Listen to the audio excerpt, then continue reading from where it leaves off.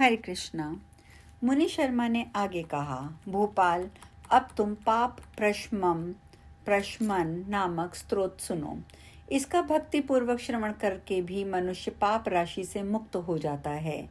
इसके चिंतन मात्र से बहुतेरे पापी शुद्ध हो चुके हैं। इसके सिवा और भी बहुत से मनुष्य इस स्तोत्र का सहारा लेकर अज्ञान जनित पाप से मुक्त हो गए हैं। जब मनुष्यों का चित्त पराई स्त्री, पराय धन, जीव हिंसा आदि की ओर हो जाए तो इस प्रायश्चित रूपा स्तुति की शरण लेनी चाहिए। यह स्तुति इस प्रकार है। विष्णवे विष्णवे नित्यं, विष्णवे विष्णवे नमः। नमामि विष्णुं चित्तस्थं मंहार गर्त हरिणम्। चित्स्थामि संव्यक्तमनंत पराजितं। विष्णु विमोशेषाण मनादिनिधन हरिम। अर्थात संपूर्ण विश्व में व्यापक भगवान श्री विष्णु को सर्वदा नमस्कार है। विष्णु को बारंबार प्रणाम है। मैं अपने चित्त में विराजमान भगवान विष्णु को नमस्कार करता हूँ। अपने अहंकार में व्याप्त श्री हरि को मस्तक झुकाता हूँ। श्री विष्णु चित्त में विराजमान ईश्वर हैं, मन इंद्रियों के शासक हैं, अव्यक्त अनंत अपराजित, सबके द्वारा स्तवन करने योग्य तथा आदि अंत से रहित हैं। ऐसे श्री हरि को मैं निरंतर प्रणाम करता हूँ। जो विष्णु मेरे चित्त में विराजमान हैं, जो विष्णु मेरी बुद्धि में स्थित हैं, जो विष्णु मेरे अहंकार में व्याप्त हैं तथा जो विष्णु सदा मेरे स्वरूप में स्थित हैं, वे ही कर्ता होकर सब कुछ करते हैं। उन विष्णु भगवान का चिंतन करने पर चराचर प्राणियों का सारा पाप नष्ट हो जाता है। जो ध्यान करने और स्वप्न में दिख जाने पर भी पापियों का पाप हर लेते हैं तथा चरणों में पड़े हुए शरणागत भक्त जिन्हें अत्यंत प्रिय हैं, उन वामन स्वरूपधारी भगवान श्री विष्णु को मैं नमस्कार करता हूँ। जो अजन्मा, अक्षर और अविनाशी हैं तथा इस अवलंब शून्य संसार में हाथ का सहारा देने वाले हैं, स्रोतों द्वारा जिनकी स्तुति की जाती है, उन सनातन श्री विष्णु को मैं प्रणाम करता हूँ। हे सर्वेश्वर, हे ईश्वर, हे व्यापक परमात्मन, हे अधोक्षज, हे इंद्रियों का शासन करने वाले अंतर्यामी ऋषिकेश, आपको बार बार प्रणाम है। हे नरसिंह, हे अनंत, हे गोविंदा, हे भूत भावन, हे केशव, हे जनार्दन, हे दुर्वचन, दुष्कर्म और दुष्चिंतन को शीघ्र नष्ट कीजिए। महाबाहो, मेरी प्रार्थना सुनिए। मेरे दुर्वचन, दुष्कर्म और दुष्चिंतन को नष्ट कीजिए। अपने चित्त के वश में होकर मैंने जो कुछ भी बुरा चिंतन किया हो उसको शांत कर दीजिए। ब्राह्मणों का हित साधन करने वाले देवता गोविंद, परमार्थ में तत्पर रहने वाले जगन्नाथ, जगत को धारण करने वाले अच्युत, मेरे पाप का नाश कीजिए। मेरे सभी पापों का नाश कीजिए। मैं पूर्वाह्न, सायाह्न, मध्याह्न, रात्रि के समय शरीर, मन, वाणी के द्वारा जानकार या अनजान में जो कुछ मैंने पाप किए हों, वह सब ऋषिकेश, पुंडरीक्ष और माधव, इन 3 नामों का उच्चारण करने से नष्ट हो जाएं। ऋषिकेश, आपके नामोच्चारण से मेरा शारीरिक पाप नष्ट हो जाए। पुंडरीकाक्ष, आपके स्मरण से मेरा मानस पाप नष्ट हो जाए, शांत हो जाए तथा माधव, आपके नाम कीर्तन से मेरा वार्चिक पाप नष्ट हो जाए।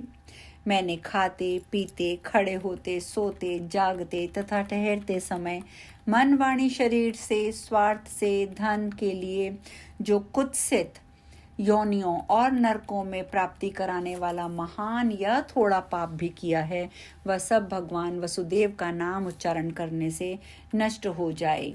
जिसे पर ब्रह्म, परम धाम, परम पवित्र कहते हैं, वह तत्व भगवान विष्णु ही हैं।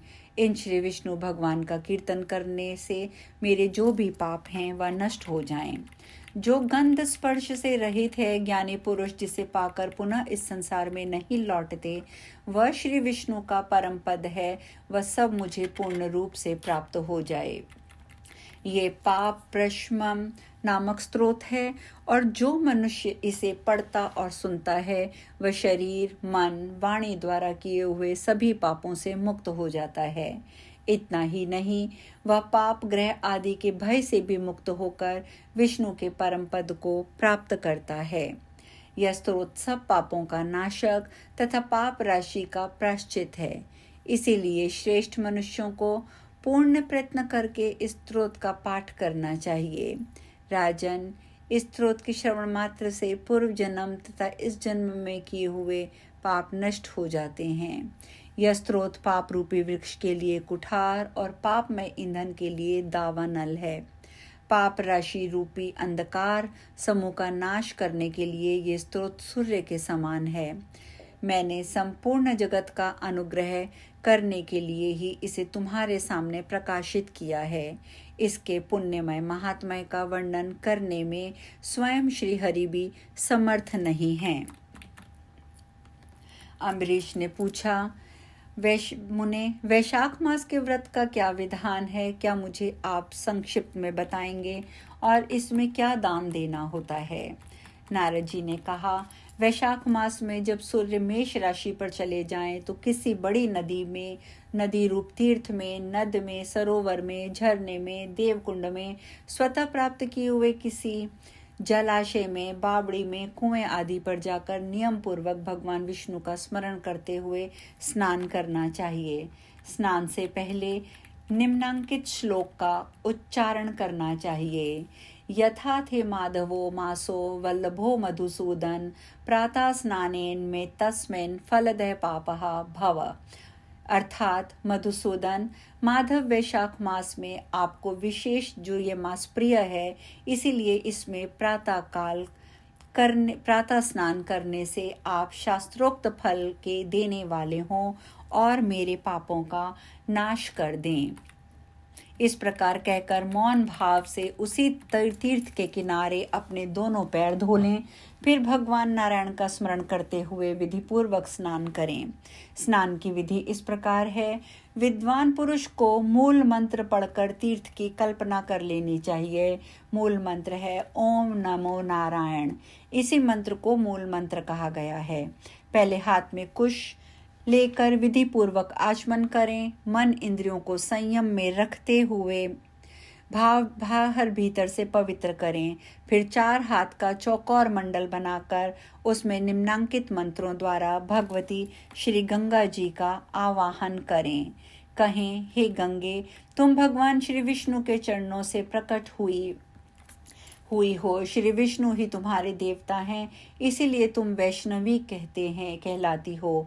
देवी, तुम जन्म से लेकर मृत्यु तक समस्त पापों से मेरी रक्षा करो। स्वर्ग, पृथ्वी और अंतरिक्ष में कुल 3.5 करोड़ तीर्थ हैं, ऐसा वायु देवता का कथन है। माता जानवी, ये सभी तीर्थ तुम्हारे अंदर मौजूद हैं। देवलोक में तुम्हारा नाम नंदिनी, नलिनी है। इसके सिवा दक्षा, पृथ्वी, प्रियदंग, विश्वकाया, शिवा, अमृता, विद्याधरी, महादेवी, लोक प्रसादिनी, क्षेमकारी, जानवी, शांता और शांतिदायिनी, शांत प्रदायिनी आदि अनेकों तुम्हारे नाम हैं। स्नान के समय इन सभी पवित्र नामों का कीर्तन कर लेना चाहिए। इससे त्रिपथ गामिनी भगवती गंगा उपस्थित हो जाती हैं। 7 बार उपयुक्त नामों का जप करके संपुट के आकार में दोनों हाथों को जोड़कर उनमें जल लें और 4, 6 या 7 बार मस्तक पर डालें। इस प्रकार स्नान करके पूर्ववत मुक्ति को जो भी विधिवत अभिमंत्रित करें और उसे शरीर में लगाकर नहा लें। मृतिका को अभिमंत्रित करने का मंत्र इस प्रकार है।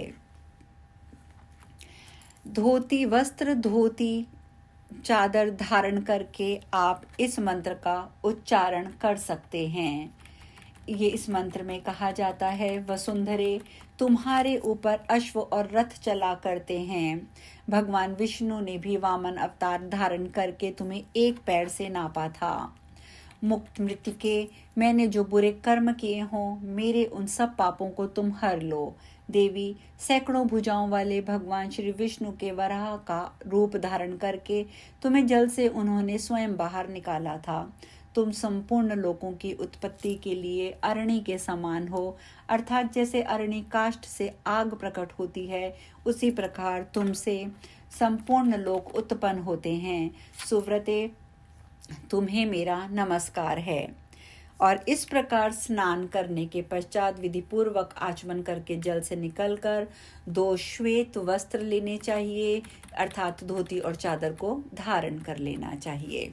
अब हम कथा में यहीं विश्राम लेंगे। शेष कल। हरे कृष्णा।